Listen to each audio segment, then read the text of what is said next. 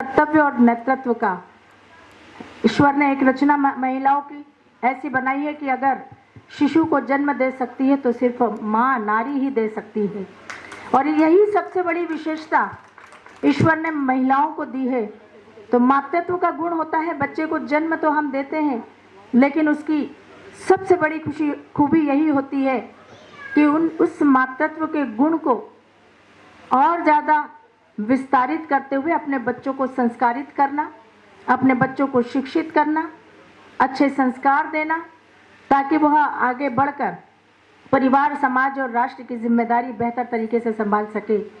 और इसलिए जब मातृत्व के गुण की बात आती है तो सबसे पहले हमारी प्रेरणा अगर कोई कही जाती है तो वीर शिवाजी की माता जीजाबाई हम सब के सामने आती है कि किस प्रकार बाल्यावस्था से ही शिवाजी को देश प्रेम की भावना, मातृभूमि से प्रेम के संस्कार उन्होंने दिए थे। और वही संस्कार परिमार्जित होते हुए वीर शिवाजी के अंदर इस मातृभूमि के लिए एक नया आदर्श, एक नया इतिहास रच गए। तो हमारे सामने मातृत्व के लिए सबसे बड़ी प्रेरणा जीजाबाई है। कर्तव्य की जब बात आती है तो हम माँ अहिल्या को याद करते हैं कि किस प्रकार उन्होंने परिवार के प्रति, समाज के प्रति, राष्ट्र के प्रति अपने कर्तव्यों का परिपालन किया था। एक कर्तव्यनिष्ठ प्रशासनिक व्यवस्था को संभालने का काम उन्होंने किया। और यदि प्रशासन संभालते हुए अपने बेटे को भी उन्होंने दोषी पाया तो अपने बेटे को भी आपने सजा देने में गुरेज नहीं बरता। ये कर्तव्य निष्ठा का सर्वश्रेष्ठ उदाहरण माता अहिल्या के रूप में हम सबके सामने है।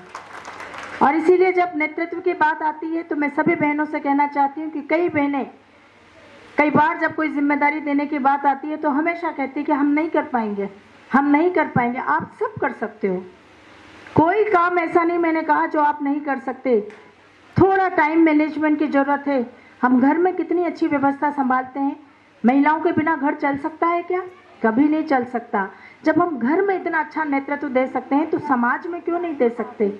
हम समाज में भी अच्छा नेतृत्व दे सकते हैं। इसलिए हमारे अंदर नेतृत्व का गुण ईश्वर ने नैसर्गिक रूप से दिया है।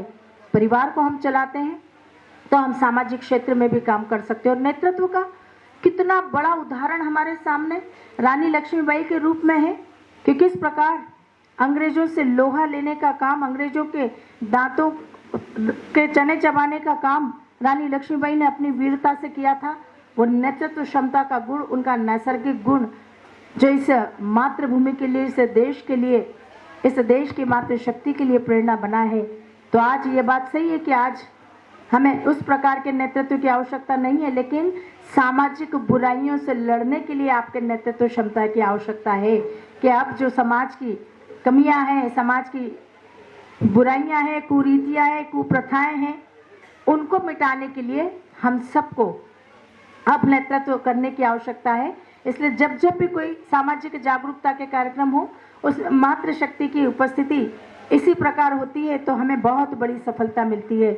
और इसीलिए चाहे कर्तव्य का गुण हो, मातृत्व का हो, नेतृत्व का हो, हमारी समस्त मातृशक्ति अपने अंदर इन गुणों को परिमार्जित करते हुए अपने परिवार, समाज में अपने विचारों से, अपने सुझावों से, अपने कृतित्व से एक नई दिशा देने का काम करें। आज सांझ वेलफेयर सोसाइटी को इस बहुत अच्छे कार्यक्रम की, और मुझे अभी क्योंकि मैं आई और उन्होंने मुझे बोलने के लिए खड़ा कर दिया तो मुझे पता नहीं कि वेलफेयर सोसाइटी का उद्देश्य क्या है, वो आगे क्या काम करना चाहते हैं और क्या करने के लिए आए हैं।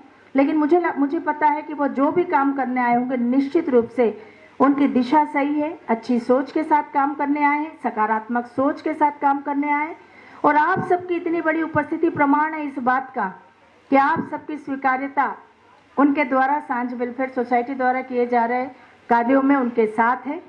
और वो जिस काम में कि सांझ वेलफेयर सोसाइटी के माध्यम से जिस काम को करने के लिए निकले हैं, निश्चित रूप से ईश्वर उन्हें बहुत सफलता प्रदान करेगा।